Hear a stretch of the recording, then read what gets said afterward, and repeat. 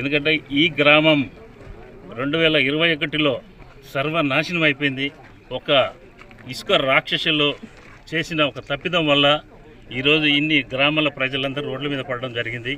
అందులో భాగంగానే పోయిన సంవత్సరం పవన్ కళ్యాణ్ గారు ఉప ముఖ్యమంత్రి అయిన వెంటనే కొలుపుతూరు గ్రామాన్ని, మందపల్లి గ్రామాన్ని సందర్శించడం జరిగింది.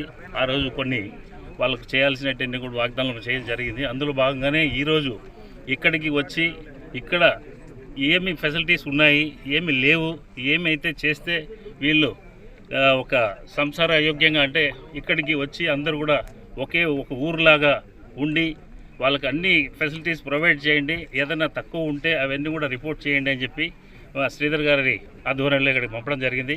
కాబట్టి ఇక్కడ చాలా వరకు షార్ట్ ఫాల్స్ ఉన్నాయి, రోడ్స్ కానీ, తర్వాత వాటర్ ఫెసిలిటీ కానీ, ఎలక్ట్రికల్ కానీ, ఇంకా కొన్ని హౌసెస్ ఫినిష్ కాకపోవడం కానీ ఇలాంటివన్నీ ఉన్నాయి. ఈ అన్నింటినీ కూడా రిపోర్ట్ చేసి మా అధినాయకులకి పంపిస్తే వాళ్ళు ఇక్కడ ఈ సమస్యలన్నీ తీర్చి అందరికీ కూడా ఇక్కడ ఉపయోగపడేట్టుగా చేయగలరని ఆశిస్తున్నాను. Thank you.